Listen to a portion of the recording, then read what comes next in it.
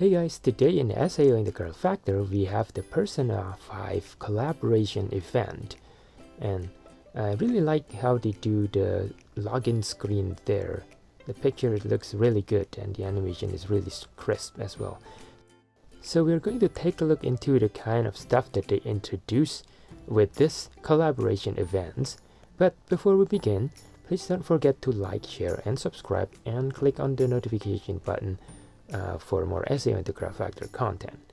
So let's take a look into the notices here. So the first thing that I noticed there on the notice there is the events here as a hunting, yeah, they call it like a hunting period, or with the hunting rewards as will be given as the number of monsters that's being hunted is getting higher, and the reward is pretty normal for most of it, except for the last one there with 200,000 being hunted.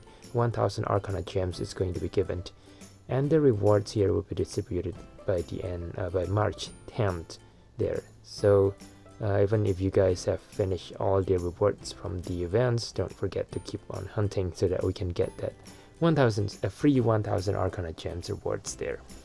Hopefully we can get it. The second one is the login bonus. So the first login bonus will get the free skills of over there, and it'll get some Arcana gems and some avatar stuff, which is pretty sweet. And the next thing that they introduced with the Persona collab thing is that the encounters here, the SAO IF and Persona 5 encounters. So this one you can get a free 4-star Mona and 4-star Violet's Awakening skill, which is pretty nice, and you get up to 1,200 Arcana gems rewards, and it shows some of the list of the events that you can get in there and some avatars. So there's not only one event, but it's actually like 3 different events, but so far we only have one. So let's take a look into the Violet event or Violet skills here. So the damage multiplier is pretty low. It's 530 at the maximum, and you can get up to 2 skills there, and 3 skills of the Mona.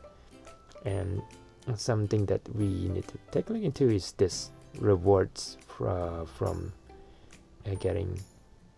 doing stuff. So with limit breaking Violet 3 times we get a Joker mask, and limit breaking Violet 7 times we get a Joker rebellious intent. So I'm not sure what it is. And again, looking back into it, we can get we can trade 2 Violets from this events. So it means that it will limit break 1 time. Now we also get the panel missions here, which the reward after completing all of them is going to be a Violet skill as well. So in total we'll get 3 Violet skills, which means 2 limit breaks. So it's still 1 short limit break from getting the rewards there. So I'm not sure if we are going to get another Violet skills from the other 2 events that's still not being introduced there. Hopefully it is, so you don't need to waste neither to just get them. So let's take a look into the Violet skill itself. So this skill is quite unique, that the level is maxed out at 30 instead of the usual 70. Is it 70 or 80 for the 5 stars? So this is an awakening skill. So I already get it from the trait. So I'm just going to collect it, and we'll take a look into the enhancing and transforming of the skills. So the enhancement here, as you can see before, it was leveling up into level 30. So I'm just going to go ahead and level up this skill to level 30, and we're going to try to transform it to see how many levels do we get from transforming the skills. So usually transformations will give us 10 levels. So on this skills, which is level 30, we so the Mona skill is the same as well. So it will transform to level 50, and it's actually using the great blue jewel instead of the high blue jewel. So the same with the violet, it's using the great green jewel to transform. So, and as you can see, they're transforming it, increase the level to by 20 instead of by 10 as the usual what it usually is on skills. So I'm just going to transform the skills, and we're going to take a look into the effect of limit breaking the skills afterward. We're just going to do the same with the Mona skill there, and on the limit break page right here, so it's still using the same Memoria Needer, and if I select the Needer there, as you can see, it increased the level by 5 instead of what we usually have, that it increases the level by 2 on all the other skills. And the damage that it get increased is still the same, that it increases by 10%, just like any other skills. So here, as you can see, my other 5-star only increase level by 2 levels if I limit break. So this skill is pretty similar to the Candy Mazer's Kirito, which, as you can see here, it also increases the level by 5 instead of by 2. Okay, so I'm not gonna waste my Memoria Needer to limit break the skills yet, but instead I'm going to trade for the event rewards to get more of those skills, which, as you can see, I can get 1 more Violet and 3 more Mona skills. I'm just gonna trade all of them, and then I'm going to collect them from the gift so that it will limit break my skills. So it's collecting the Violet there. As you can see, the level increases by 5, just the same as limit breaking using the Memory Needer, as expected. And I'm just gonna collect the rest of them as well in here, and it will limit break 3 times and increases the level to level 65. So this, Mona skill is the same. It is a weird skill that have a weird way of increasing their level. So the next thing that I'm going to show you is the accomplishment reward. As we can see from the notice there, for transforming the Violet skill 3 times, we'll get a mask. So this Joker mask is actually an avatar. So we haven't, for sure we haven't completed that to see what's the other reward for transforming the Violet skill for 7 times.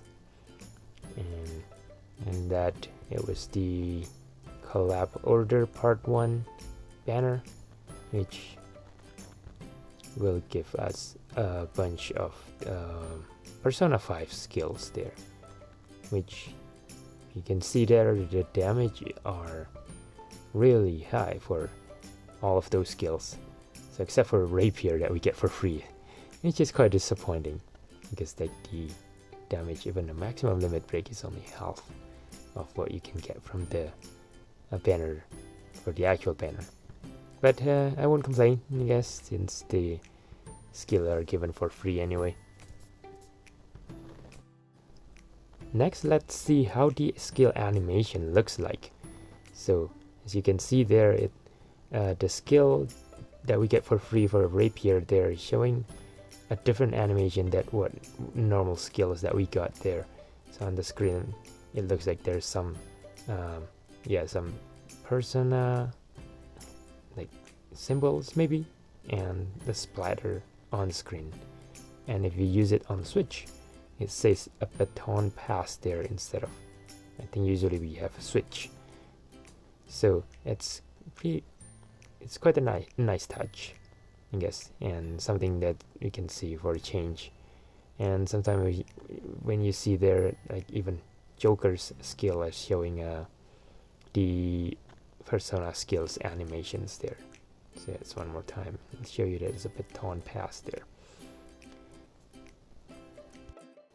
Now for the boss that or the event boss that I'm choosing here is the boss for level 50, which is the Reaper. And this special thing that this boss is doing is that when the HP gets too low, then it will use this move that can deal quite a lot of damage if we didn't break this boss's stance.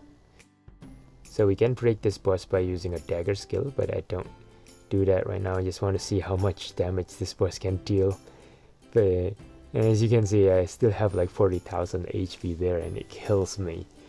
And it's still doing the move again. It was like doing it twice, but maybe it was just a fluke. So I decided to try it again and set my HP at 70,000 this time and see how much damage this skill is actually doing. As you can see, I still have 17,000 HP left. So from the 70,000, it drops my HP down to only 17,000, which is doing around, what, 53,000 damage? It's quite crazy for a level 50 boss. That's all we have. I'll see you on the next SAO in the Growth Factor content. Bye now.